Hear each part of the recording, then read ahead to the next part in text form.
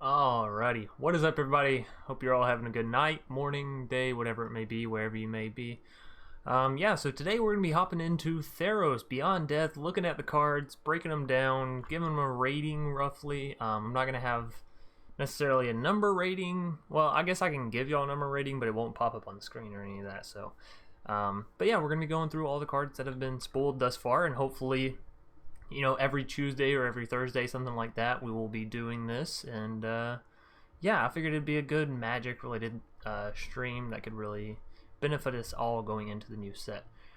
So gonna wait another little minute here to give everybody time to get in. I did say I'd start at 5, and I'm trying to be on basis more with my schedule, as far as showing up each week Tuesday through Thursdays and going for relatively the same amount of time each stream. This one will probably be a shorter one just because I am a little bit tired today and want to kind of take this first off day from work to kick back and relax. So I figured this would be a great way to do that. So Commanding Presence, going to be our first card for the day. 4 mana, white, mono white, enchantment aura. It's going to be an uncommon. Enchanted creature gets +2/+2 and has first strike, and whenever this creature deals combat damage to a player, create a 1/1 white human soldier creature token. In every one of you, I see a hero's heart, is the flavor text. Alright, I like this card. Honestly, I've been staring at it for quite a while now because it's been sitting here ready to be displayed, but I've got to say I really like the fact that I think this next set is going to be very enchantment based, especially since we have some rather interesting things coming along with it. But yeah, I like this. Being able to essentially give the ability of Sky Knight Legionnaire, right? I think that's the card. It's not attacking, granted the token isn't attacking, but sometimes that's better, right? Being able to have that 1/1 held back as a chum blocker after having your unit attack in. I think this will be really awesome on flyers, obviously, because they sort of get that easy swing in anyways. Giving your flyers first strike means it makes other flyers really a lot less likely to block them in general, or be able to block them in general. Yeah, I like this. Definitely gonna see some decks with this. Commanding Presence. As far as standard goes, do I think this is very standard viable?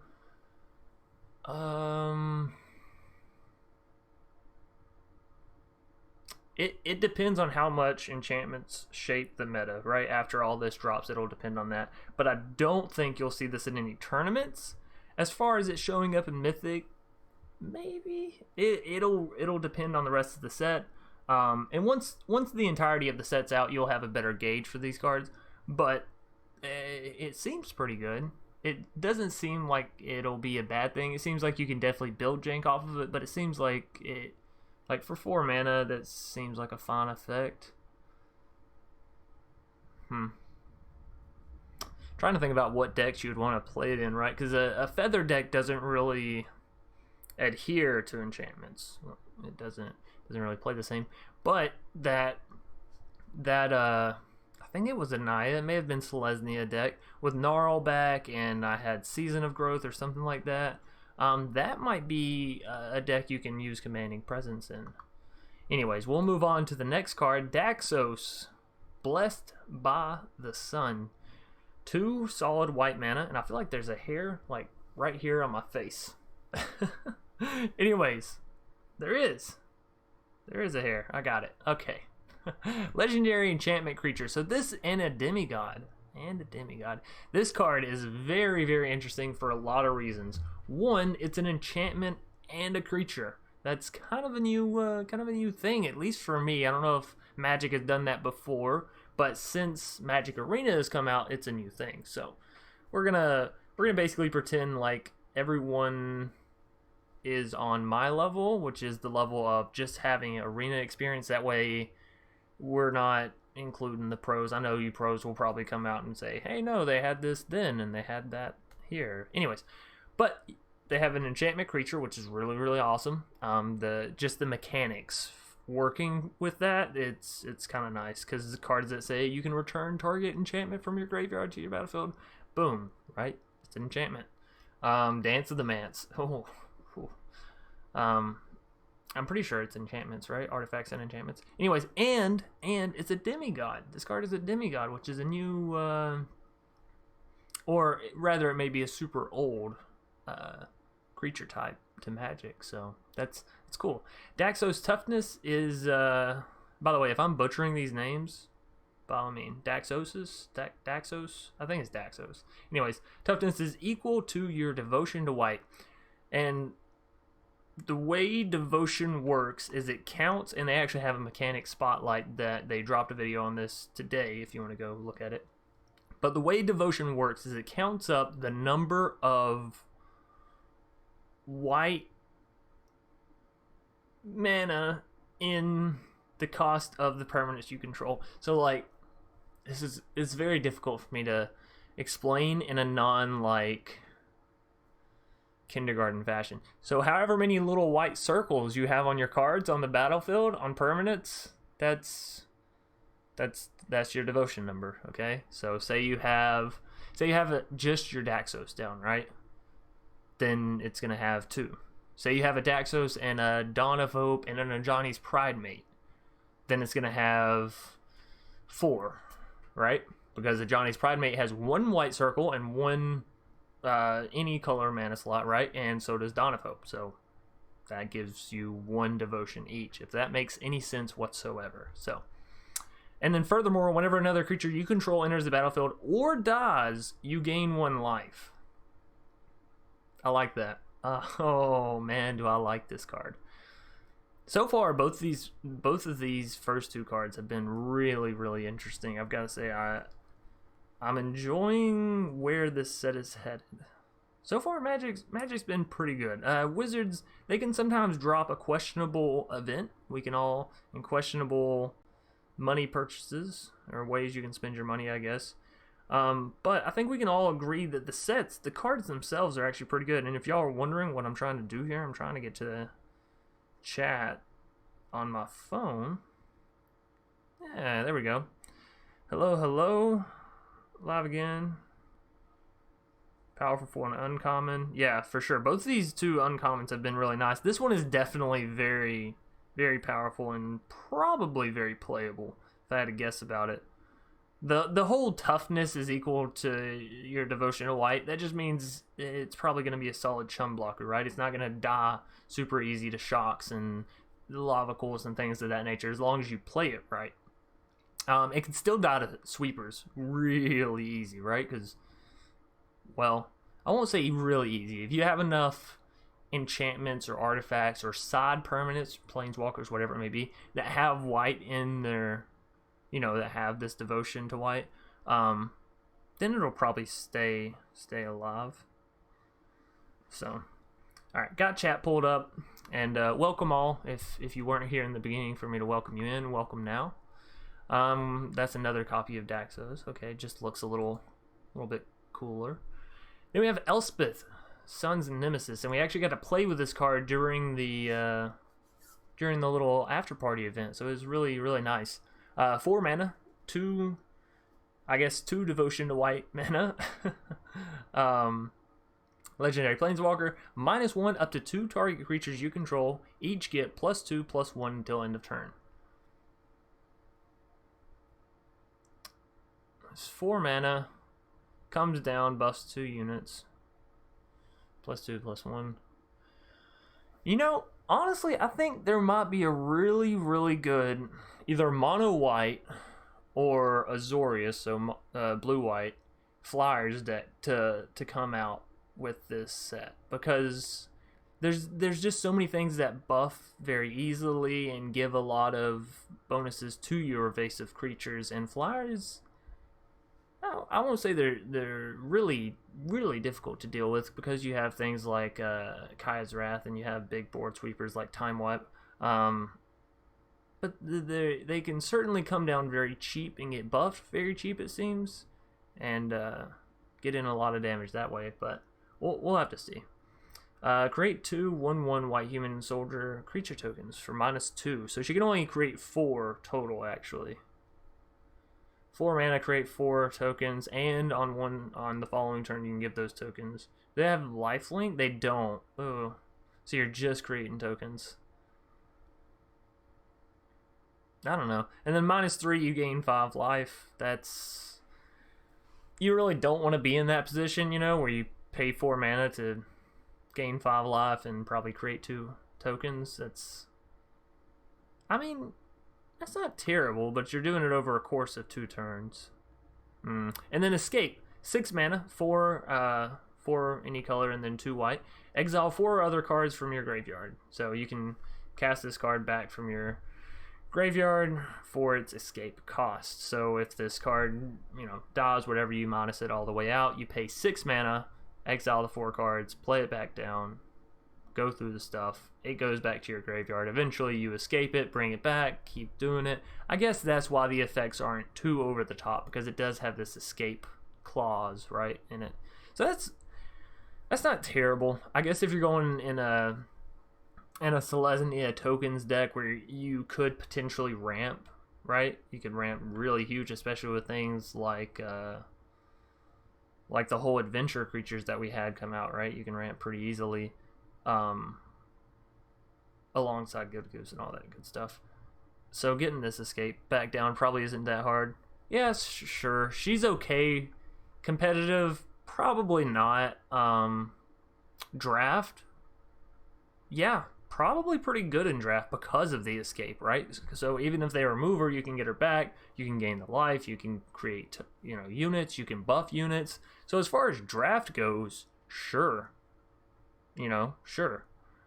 Standard, you may see her in a deck or two here or there. I'll probably end up playing her, you know. There are a lot of cards here that I'll end up playing, but as far as like actual tournament worthy, I don't know. We'll have to see if the meta shifts to being aggro, right? Because that's kind of what that's kind of what Elspeth there is all about. Because I mean, yeah, she's just not too fantastic. And then that's another Elspeth, just different art. And then we have, and I didn't say it for Commanding Presence, but Commanding Presence probably pretty good in limited and draft, whatever, you know. And then we have Elspeth Undaunted Hero. Elspeth Undaunted Hero. So this is a cool one.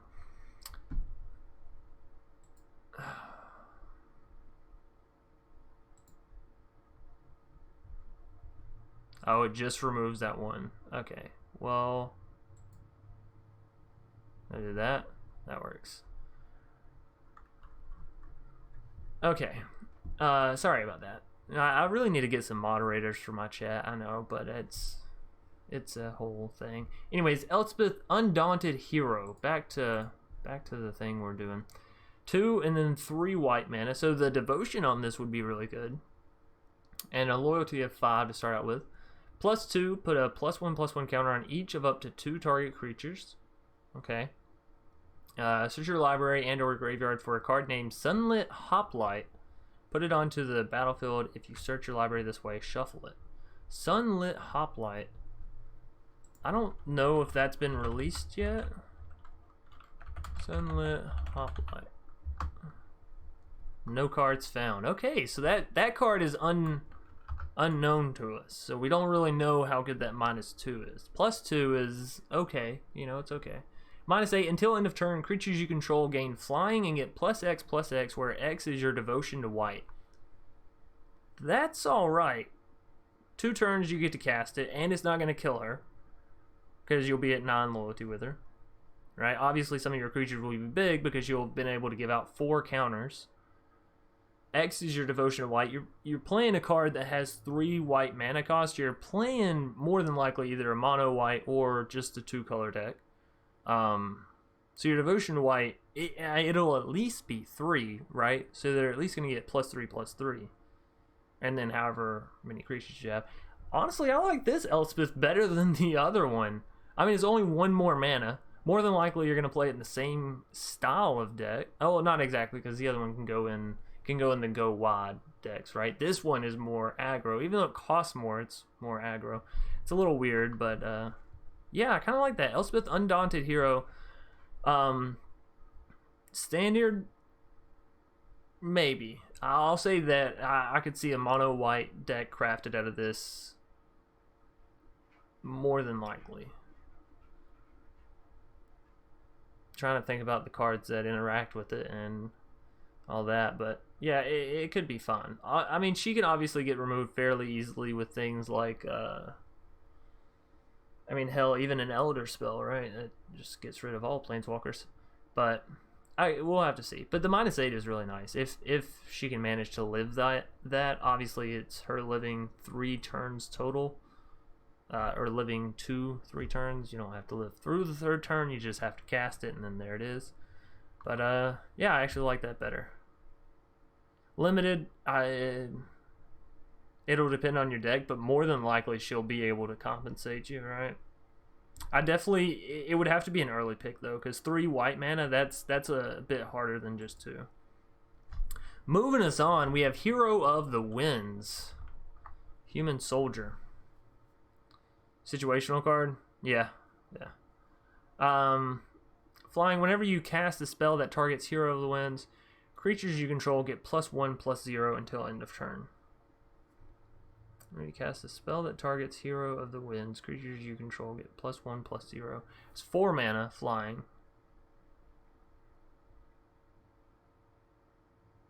I mean, it's costly.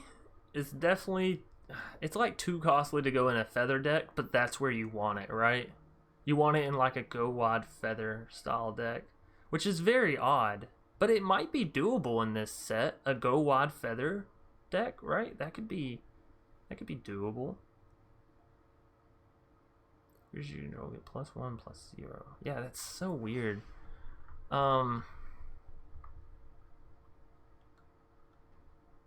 It's such a meh card because it's 1 and 4 for 4 mana.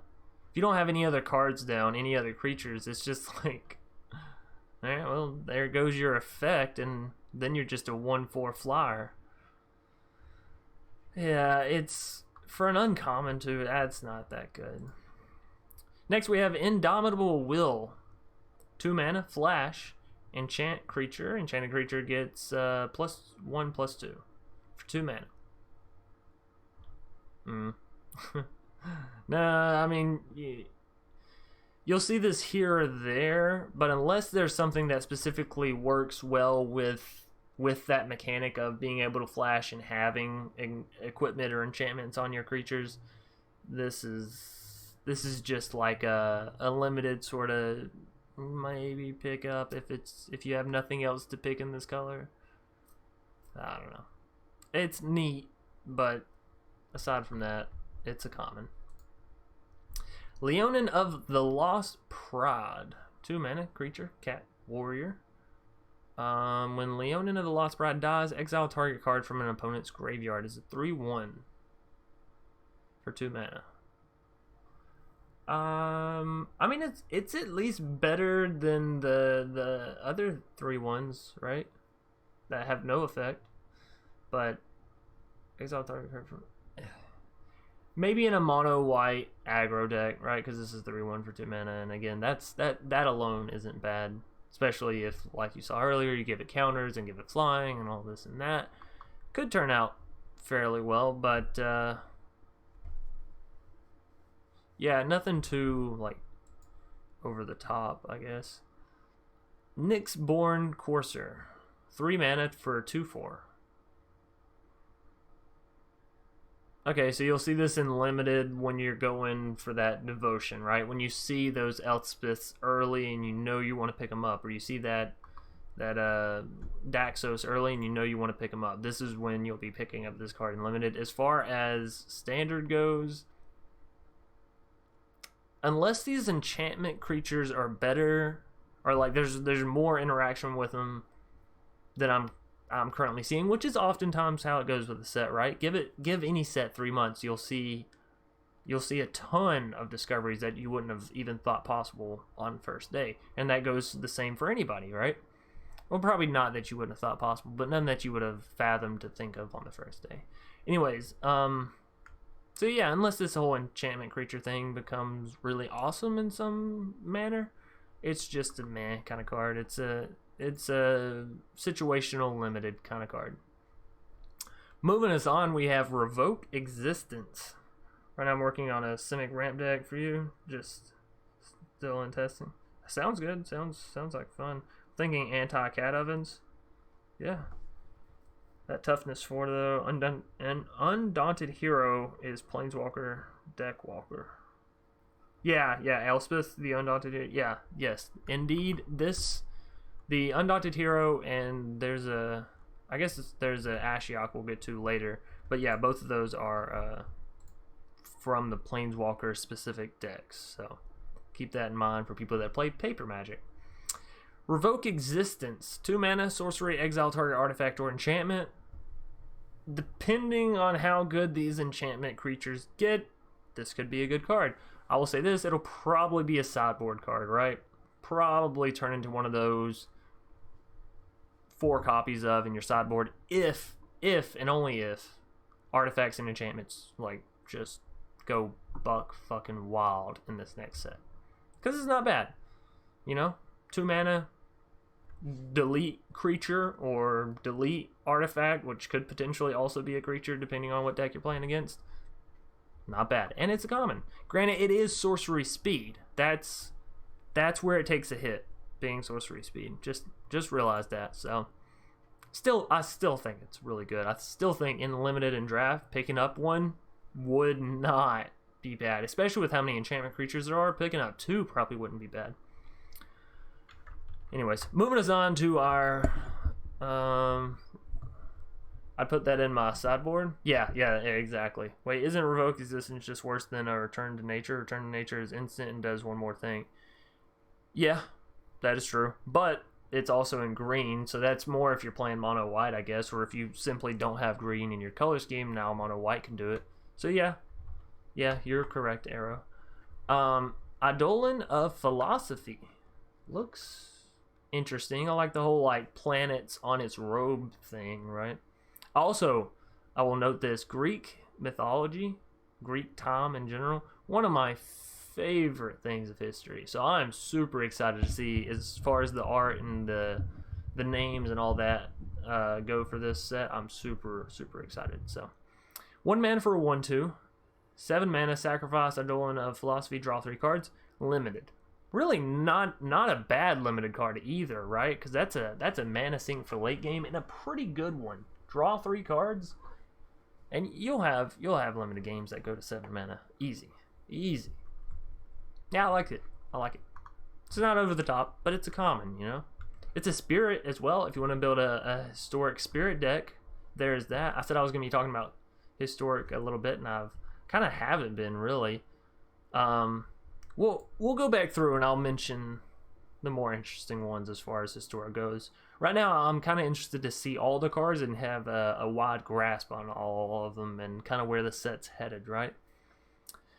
Anyways, Memory Drain. 4 mana, 2/2, 2 blue. Instant speed. Counter target spell, scry 2. You're definitely going to see this in limited. 1000% you will see this in limited because that's not bad. That's not bad at all. Common, not bad for a common counter spell. It's not over the top. You won't play it instead of Sinister by any means, but you know, limited. People that can't fork over the uncommons for better counters. There it is. Pauper, I will say that. Memory Drain's probably going to be pretty good in Pauper. Scry 2, counter target spell, 4 mana only. Not bad. Inevitable End. 3 mana, enchantment aura, enchant creature. Enchanted creature has, at the beginning of your upkeep, sacrifice a creature. So we actually saw this in the event as well. And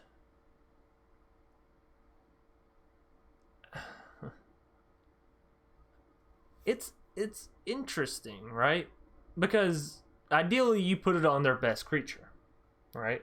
And they make one of 2 moves. They sacrifice that creature, if it's the only creature they have, or they sacrifice their worst creature, and every turn from then on, they're sacrificing their worst creature till they don't have any left, which is kind of cool for only 3 mana, right? But they also have the option of just immediately cutting that tie and sacrificing their creature or destroying your enchantment or whatever. So it's kind of like a delayed murder. It doesn't have the instant speed or any of that, and it does require them to choose. But I do like it. Furthermore, I like it as a proc for you to have to sacrifice things and to just easily slot it into a deck, right? Because you just throw it on one of your own and then you have a sacrifice proc at the beginning of each one of your turns. Now, I'm not saying that's super fantastic, and it's a sacrifice proc that you can always kill off. But if you have the right board for it, it seems like it could be fun. Seems like some jank could be built around this to really have fun with. But aside from that, I really like the idea of it as far as like putting it on your opponent's creatures. That it seems like a nice card, like one that will be very, very annoying as far as like weighing options, right? 4 mana counterspell, blah. Yeah, exactly. It's not over the top, but as far as popper goes, as far as draft goes, it'll be okay. BRB going to make some bread with peanut butter and honey. My girlfriend actually talks about that all the time. All the time. Anyways, Myra's Grasp gonna be our next card, and this is actually, I think this is a Johnny's Pride Mate, one of them. This is one of the Ajani, creatures, the cats.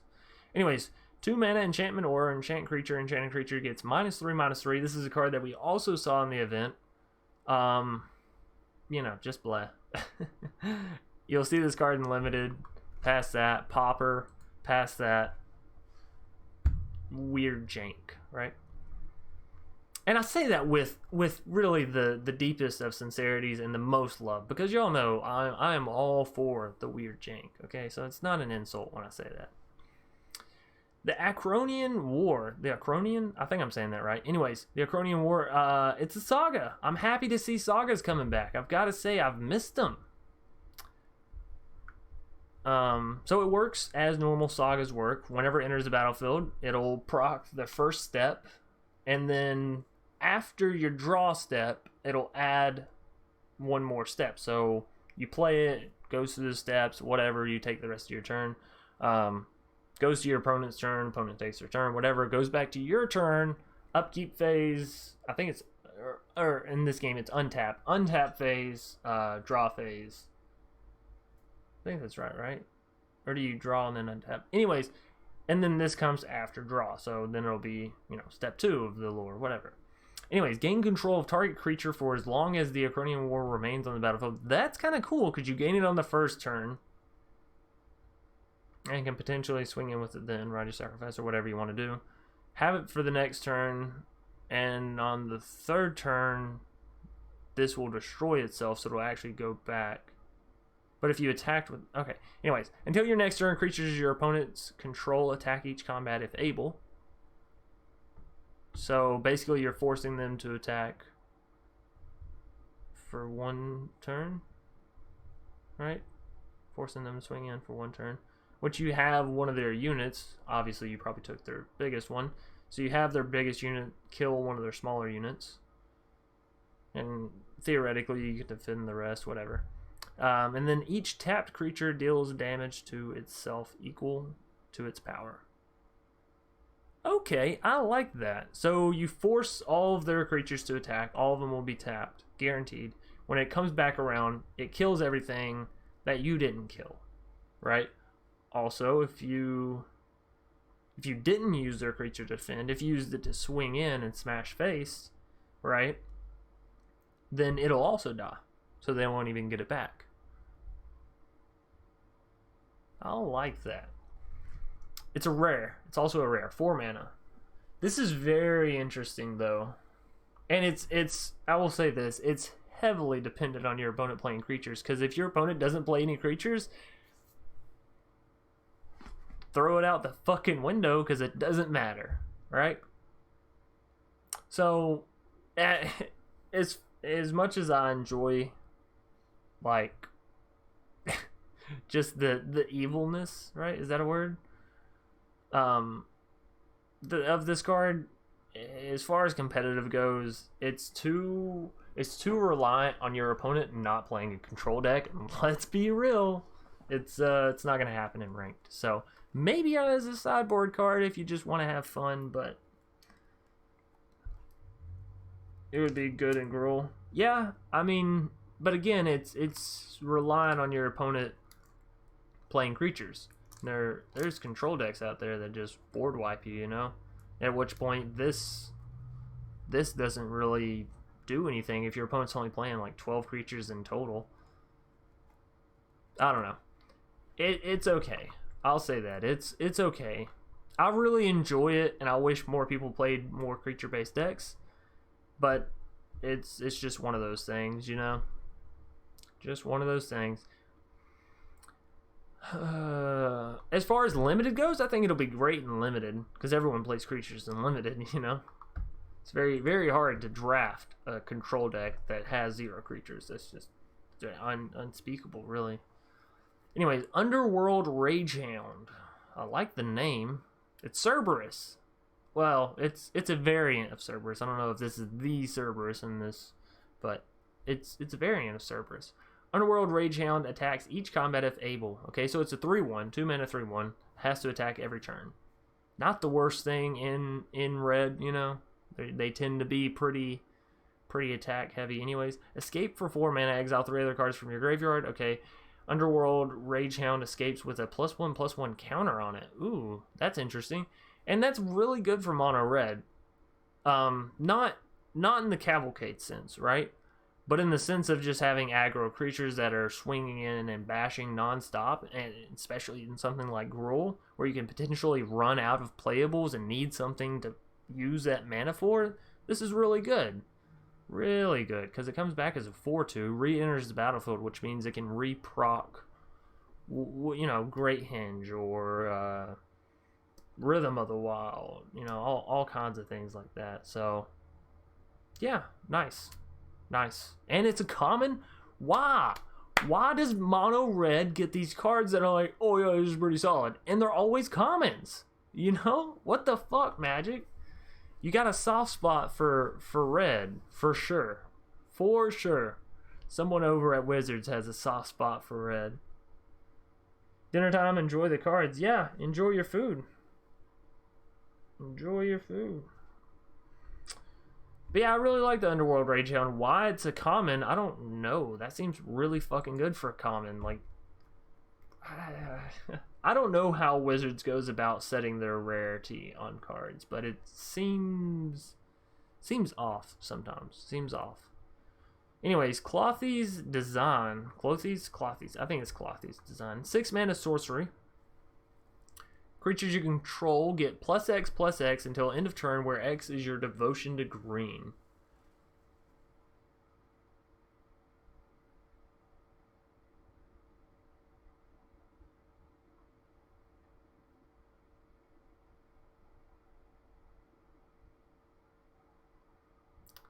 This card is... I don't think it'll be competitive, really. Unless...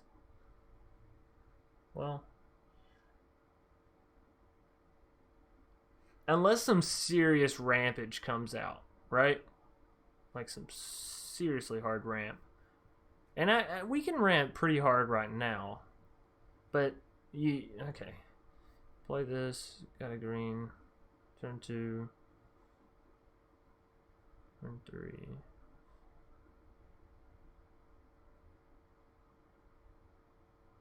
I mean, you can hit decently hard with it, but it's like very, you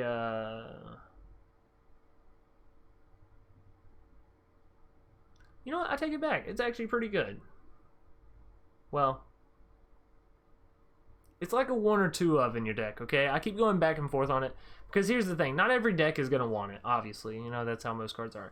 But there are some cards where every deck wants it, even if it's not in the color scheme. Murderous Rider, good example of that. But what I'm thinking of mostly here is it makes those decks...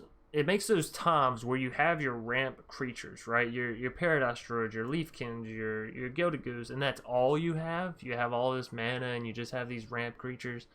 It makes those times not so bad, because 6 mana, you got 3 creatures that tap for mana down.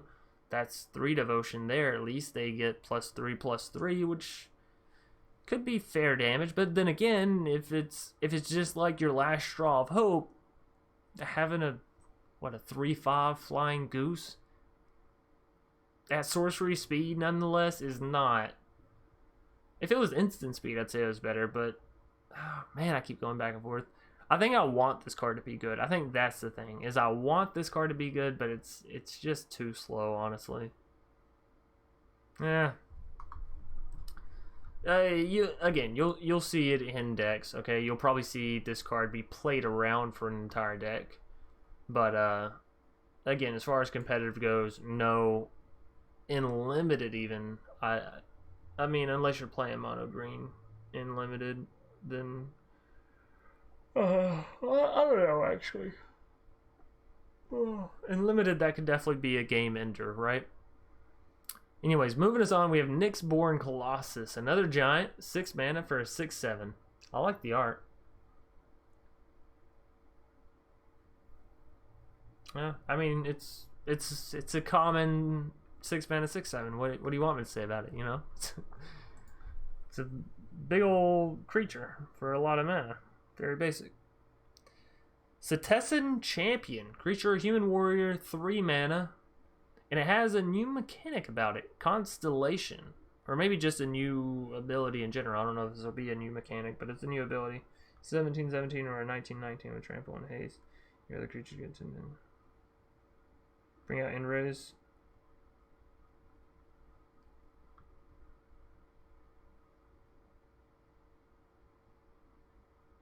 Yeah, no, I mean, I know with Enraze it's good, but again, you're assuming that you can like hit that perfectly. You know, you're assuming that you're gonna hit the perfect draws every single game. I'm trying to see these cards across all decks, across all times. You know, that way you can get a very realistic feel for how the card will turn out. My optimism will come into play later when I'm building the deck. Right now, I'm trying to be realistic so I don't overhype it for everyone watching, you know? So I'm not going through every card like, oh yeah, this one's great, and oh yeah, this one's great, and oh yeah, this one's great. Because there's no point in that, you know? So I would like to say that card's good. Yes, you'll see it in decks, but as far as competitiveness, I mean, you might see 1 or 2 copies. Maybe. I don't know. It just doesn't... Unless the rest of the set brings a little bit more, I don't see it striking too heavy.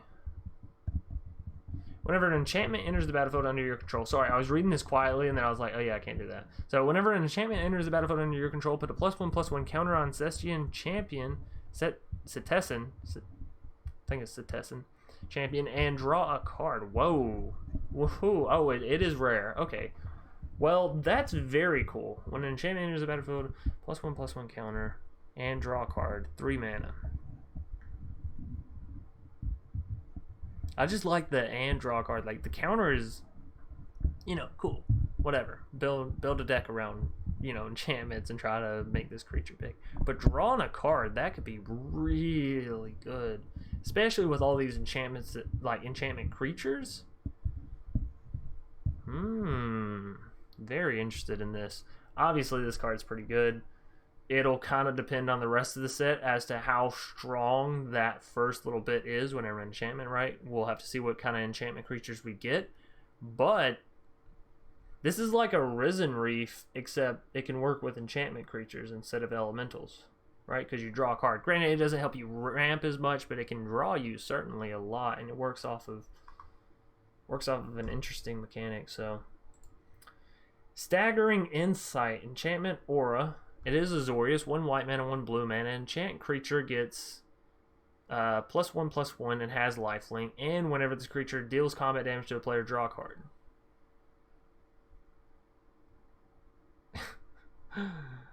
So many ands. And has lifelink. And whenever the creature deals damage, draw a card.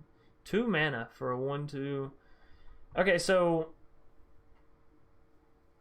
it's like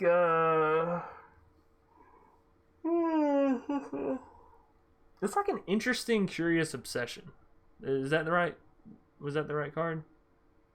The mono blue card, put it on their flyers and it would end up drawing them a whole lot of cards. I think it's Curious Obsession. But it's kind of like that, right? It gives your creatures lifelink as well. I'm definitely seeing an Azorius Flyers deck coming out here, right? +1/+1 lifelink. Draw a card. Seems very, very doable. Also, I'm really liking these enchantments. They seem pretty solid.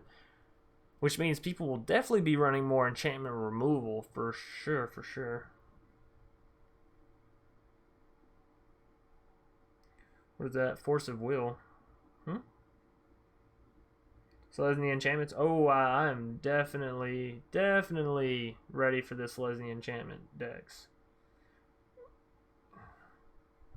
Yeah, I'm not sure what Force of Will is either. May have been before my time. Ashion Nightmare Muse. This is actually the card that we're using the thumbnail art for. This card is very, very, very good. We got to play with this card in the event, and I will say this: it is very, very, very good. So, +1, create a 2/3 blue and black nightmare creature token with whenever this creature attacks or blocks, not whenever it deals combat damage to player, just whenever it attacks or blocks. Each opponent exiles the top 2 cards of the library. Exiles. Bye-bye. No bringing that shit back. Gone. Donezo. And this is a +1 on this. And a 2/3. A fucking 2/3.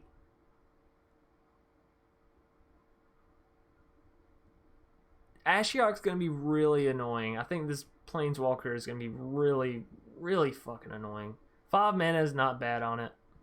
And granted, you're only getting to create one creature, right? So it's not like it's going to be super huge. But this for some control decks will probably be their only source of creatures, right? And then aside from that, they're going to be running removal and counter and board wipe, and it'll be fine.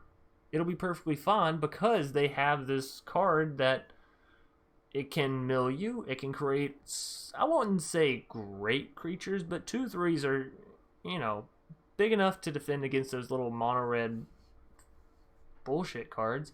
But granted, obviously, mono-red's going to try and, you know, cavalcade this to death or whatever it may be. But honestly, this card seems really good. I may be overvaluing it. I tend to do that sometimes with cards that I think are really interesting. But I think this card's going to be really good, really annoying, and really, really played. Which is a little unfortunate because this card is like, oh, I see it and I already want to not play against it. Return target non-land permanent to its owner's hand, then that player exiles a card from their hand for -3. Again, very, very, very annoying. So the Teferi Tuck was annoying. This is probably more so. -7, you may cast up to 3 face-up cards your opponents own from exile without paying their mana cost. And you can do this after 3 turns of this card being down. So do I think this card or Elspeth is better? Definitely Ashiok. Definitely Ashiok. This Planeswalker is... I mean, come on. Do you think a Golgari control could be made with Garruk's to make creatures, and this is to make creatures and run 0 creatures? The whole problem with Golgari control is the fact that all your removal and all the things of that nature are going to be coming from mono black. And a lot of the board wipe that you have as far as the set's concerned right now is in Orzhov and Azorius, right? I think if you branched out one more color, you could, you know, throw in Ashiok, and then, yeah, just Garruk and Nissa, and then just have control. Sure, you could do it easily. This card, I'm very, very, very scared. Depends on scenario, because people can just Dovin's veto it and counter that. Yeah, for sure, people can Dovin's veto it. But, like, yeah, I mean... people can counter any of these cards, you know? So, this is assuming it gets down, okay? Because, yeah, any of these cards can be countered, and then what point do they have? But this is assuming it lands, assuming you get to play it, right? That's what I'm assuming for these Planeswalkers. Because if not, you know, if they just get removed, then, yeah, it doesn't really matter. So yeah, I mean, it's strong Planeswalker. Yes, it can get removed. Yes, it can get countered. You know, it has all the the fallacies. Is that right? The fallacies? No, that's not right. Maybe it is. It has all the faults of all the other planeswalkers, you know, of any planeswalker. Then we have Ashion, Sculptor of Fear. So this is the other planeswalker deck, planeswalker. Right? This is the other Ashion. So, loyalty 4, 6 mana, blue-black, as Ashiok is. +2, draw a card. Each player puts the top 2 cards of their library into their graveyard. Each player, so you and them. Kind of like a self-mill and mill your opponent. -5, target creature card. Put target. That makes a whole difference. Put target creature card from a graveyard into the battlefield under your control. From any graveyard. That's not bad, because you can do it after the first turn of having this down, right? Like, play it, draw a card. Obviously, you will play this in a reanimate deck where your cards are good to bring back, but also whatever you hit from your opponent might be good to bring back, and then obviously you can bring it back on the following turn. And then -11, gain control of all creatures target opponent controls. Okay, so it starts out at 4, gets 2 a turn. What is that, 4 turns? Because 3 turns is 6, which puts you at 10, which means you can't quite do it. 4 turns is 8, which puts you at 12, which means you can do it. And Ashiok will live. It's cool. It's very cool. I like it. You'll probably see it in a reanimate deck from me. Draw a card.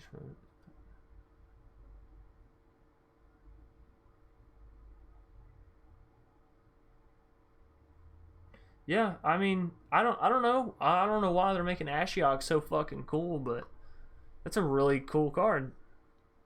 As far as reanimate decks go, this is a really, really nice card, right?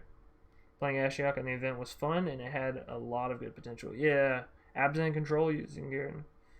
Goose, Witches, Oven, Cats, Kai's Wrath. Yeah, Absent Control for sure. Against Planeswalker, I think Dovin's Veto is back. I think Dovin's Veto... I mean, as long as you're in that color scheme, it'll be a sideboard card, you know? Because there's no telling when you're going to go... I mean, aside from just the generals of the meta, right? Because that's one thing that a lot of pro players sort of look at going into tournaments is the generals of the meta, and then they try to pick out the pieces of the meta that maybe haven't been brought as much into the light, and be prepared for that just in case, for those, you know, those curveballs or the potential unworkings of their deck, right? At least that's what I would hope and think that the pros are doing, should be doing. So yeah, Ashiok, nice. Aetherios, Shroud Veiled, 6 mana, Orzhov, and it's a god. It's a full-blown god, not a demigod, not a zombie god, a full-blown god. Legendary enchantment creature. Indestructible. Indestructible. 4/7 indestructible. Man, is this scary. As long as your devotion to white and black is less than 7, Aetherios isn't a creature. Okay. To white and black is less than 7. As long as your devotion to white and black. So is it counting... Okay, so this is where I need to know, all you people that know Magic terminology, is the "and" there additive? For instance, if I have 3 white devotion and 4 black devotion, is this a creature, or do I have to have 7 of each? I'm going to assume it's additive, so the 3 and the 4 situation, because otherwise that could be ridiculous, right? Anyways, at the beginning of your end step, put a coin counter on another target creature. Okay. Whenever a creature with a coin counter on it dies or is put into exile, return that card to the battlefield under your control. Oh, man. That's dirty. At the beginning of your end step, put a coin counter. Okay, so...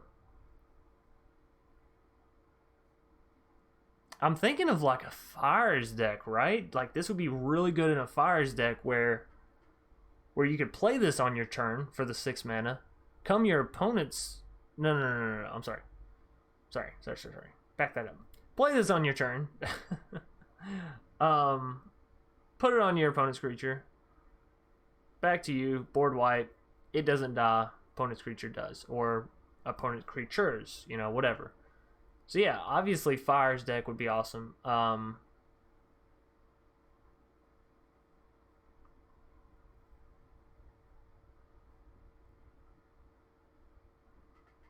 Oh, I'm so excited for this. So excited for this set. This is so awesome. It's pretty specific. So I think if you have 3 and 4, then you have 7 devotion and can flip it. That's what I was thinking.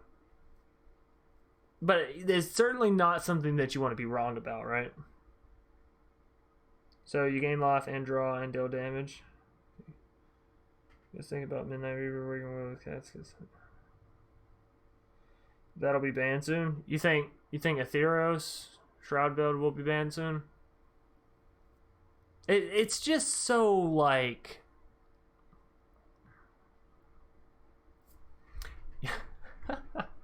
You want to know something funny actually about this? So it's a 4/7, super good, indestructible.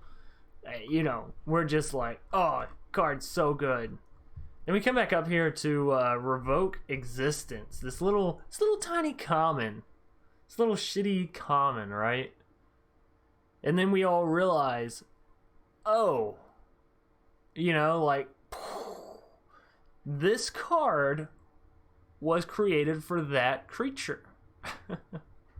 At least it seems like it, right? Because this is exile, artifact, or enchantment.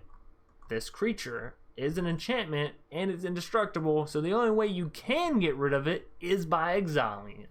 And the only thing that you can exile it as is if it's a creature, or now if it's an artifact or enchantment, which thank goodness for that. So yeah, that's kind of cool. But I'm super excited to play with this, because basically what you do is, yeah, you put it down, you put the coin counters on your opponent's creatures, or even if you're playing an Orzhov aristocrat style deck where you're trying to sacrifice your own creatures, put it on your creatures, sacrifice them, they come right back, right? It's a really cool card, Man, the set's so awesome. And I gotta say, I really enjoy the card art for the lands, the full blown card arts. I really enjoy them. Interesting little note. Any of y'all see any similarities in this bottom half of the card art and my channel thing, the video? Anyways, that looks like that's all the cards from the set that have been released so far. We'll refresh the page to make sure. I said that and I can't tell. I guess it refreshed. It's not doing the whole like white page flipping, whatever. So yeah, 41 cards, not including, or 41 cards including lands. I'm sorry, I said that wrong. And including the double copies of the Elspeths and all that. So honestly, I'm super excited. Ethereos, super excited for this card. Man, does that seem fun to play with. It seems super annoying to play against, obviously, because your opponent's going to be removing your stuff, or adding the coin counters and then removing it, and you know, that whole hullabaloo. But yeah, this set seems pretty exile heavy. Yeah, which, you know, if I'm being honest, I'm not super happy for. Like, exile is it's a heavy hammer to hit on something, right? And you know, with control players, they will be exiling your shit left and right, and it'll just be this thing that's like, oh, all my stuff's in exile. I can't even get it back from the graveyard. Which maybe that's why they're doing it, because Undergrowth came out and it, you know, actually Undergrowth wasn't even ever that great, but Reanimate is pretty good, so maybe that's why they're trying to exile more, because reanimating has become more, right? Very excited to see the decks you will showcase. Oh, I'm very excited to showcase some decks. I'm excited to play some. Orzhov, Ethereos, Angels, Afterlife, Divine Visitation. Yes, Isaac. Yes, I like it. It's a good late game bomb for sure. Good. I mean, it's got a pretty high cost, so probably not, but it's pretty powerful. Yeah, its cost is high, you know. It's 6 mana, certainly. And it doesn't even become a creature, which... Do you really even care about this thing as a creature? No, right? Actually, as a creature, your opponent has more removal, don't they? Like, as a creature, this is easier to remove. So you kind of want to keep your devotion low, right? Arrow, you're over there making up full-blown decks already. 3 copies of the wolf thing. Oh, man. Anyways, that's all the cards that have been spoiled thus far from Theros. At least all the ones that have been officially spoiled. Any other cards I'm not interested in. If you want to go check out some unofficial spoilers, that's not my business. I'm not a fan of the whole leaked cards and all this and that. You know, we'll look at the cards as they get spoiled. And you know what? The thing that I really don't understand is by the time the set is done, by the time the set's over, you know, is it really worth it seeing the leaks a few days early? No, and it didn't do anything for you. So, you know, if you want to see the cards spoiled as early as possible, then go check out all the links, go check out all the Twitters, who's going to be dropping what cards, or, you know, the lineup of it, because Magic does have a lineup. They do tell you who's dropping what cards on what days, or not what cards, but, you know, who's dropping when, where, I guess. Not necessarily the what. The what is the surprise of it all. Anyways, I think I am going to call it for, yep, you want to keep your devotion low, so in an Orzhov Angels, you only need like 6 lands on the battlefield. Only 6 lands to keep the engine moving. Yeah. Yeah, so you'd probably want to start discarding your lands, or... I don't know. There's gonna be so... Oh, man. My brain's already churning. It's churning. But here's the thing. I keep trying to think of decks that are like, oh yeah, this will be really good, and this will be really cool, and this will be really cool. But we still have a whole lot of cards. A whole lot of cards to be discovered. Most sets come out with like 200 something cards, right? If we click on sets up here real quick, we'll see... Somewhere, Throne of Eldraine came out with 397 cards. We've got 41 in Theros so far. So, Core Set, 344. War of the Spark, 311.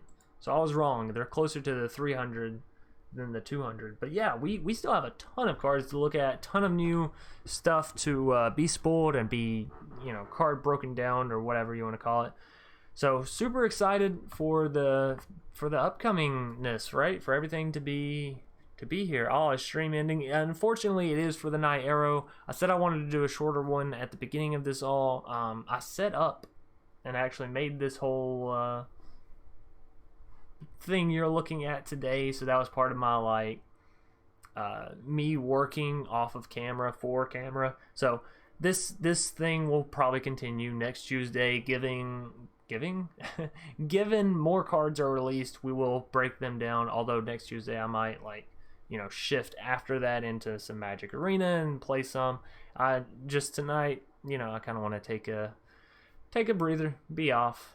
We got the holidays coming up. We got a lot of stuff going on. So thanks everybody for coming out, though. I'm super happy to see that we got up to a, you know, high number of viewers, and obviously they're diving off down now as I talk about outro stuff. So yeah, thanks everybody. Hope y'all enjoyed. If you did, please be sure to leave a like on the video or on the live stream. It helps other people to find it, and they may be interested. If you're new here, consider subscribing. I try to put out a fair amount of Magic content while also adhering to other games, so that way everyone knows, like, hey, this isn't just the Magic content only person, but I am heavily focused on Magic, and that will be the heavy focus of the channel moving forward. But I'm always going to have my side taste, my other games that I enjoy to dive into, right? So yeah, Arrow, sounds good, man. Sounds good. Since like 1.3k, Yeah, I know. You've been here for a while. There for a minute, you had a whole string of just like showing up first on a video and commenting. And that was it. That was your like little sly move. Yeah. I I uh I keep track of the names. I know a lot of the names that have been here for a minute or at least been commenting for a minute. So yeah, it's crazy that we're headed towards 5K now, and I started a little over a year ago. You know, it's very, very exciting. So again, thanks everybody for the awesome support. You guys and girls and lovely, wonderful lads of the universe have made all this possible and made it really honestly a joy for me to create more and more content and want my content to get better as far as aesthetics and just general delivery. But yeah, I'm going to stop with this outro because I've been doing it for like 10 minutes. So peace. Have a good day, night, morning. I will see you all either later tonight if you go and watch one of my videos, or tomorrow on the live stream, or tomorrow on the magic video. You know, I'll see you at some point in the future. That's all that really matters. And yeah, peace.